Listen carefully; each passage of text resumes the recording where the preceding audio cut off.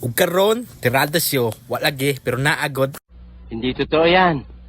Bola lang yan. Kalagi mga ligo taron turon. Wow. Lagi nagkasinabot man ang mga kanahan, mga ligo lagi daw. Lakaway na pud og balik si Badjan, talagsaray binimuli ni kasi kira nagluto-luto sa barko ni.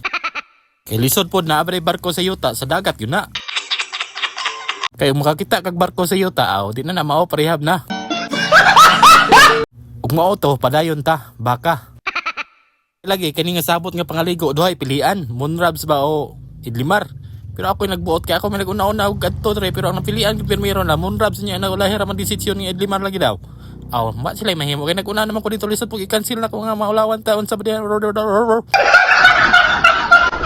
Wala na sila mahimo diha, masulod na lang yun sila sa kuha kay unsaon taman nga mas importante man ako kaysa sa iba, char. Bahala ka sa buhay mo.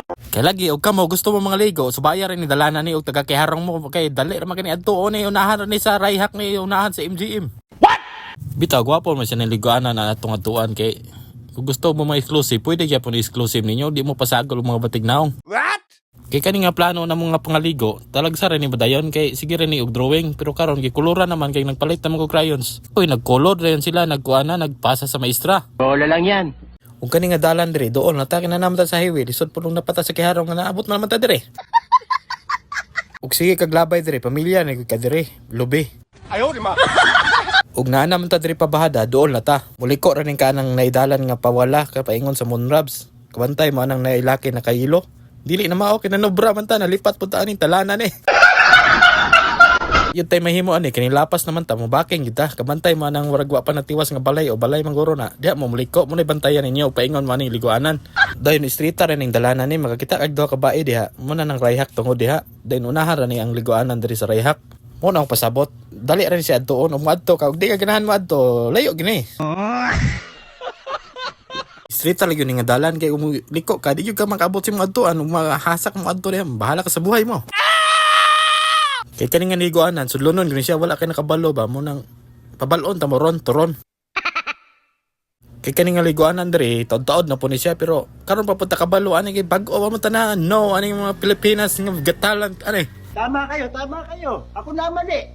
Ay mo kabala ka og lisod ba ang dalan diri? Dili na lisod ginakaagi man me. Naa ka helicopter di ka maglisod kay malaktod ra magkagaagianan. Gamay na lang gyud antos kabantay mo na sa unahan o kanang urag tuo nga naigit nga gray. Mao na diha ta mo sulod lisod po gawas ta nga paingon pa man ta pasulod kay diring dapita mo sulod din taladgo ana kay abre ra man na ilang git diha sa lagsa ra man sila ana og na mga iro ang mabuang mo sulod Bola lang yan. then pag sulod nimo mo na imo makita lisod pod kini sulod naman ka makita ni gana mo na mga parkinganan sa motor diha dayon nga swimming pool nga duha ka buok dayon diring dapita sa kilid mo na mga parkinganan sa mga sakyanan wa nilabot ang chicks kay di ta kailan na makasab-an ta sa uyab. Ug mo ni porma silang polo, maka-refresh kayo tan-awon ug nakay daghan utang malimtan kini mga utang kung maligo ka diri. Ug kini sa kilid mo nilang kapinganan plastar gyapon kayo, then sa kilid po na video kay na siya pwede ka mag-video kay dihag taman sa ginhawa nimo sa imong tilaok.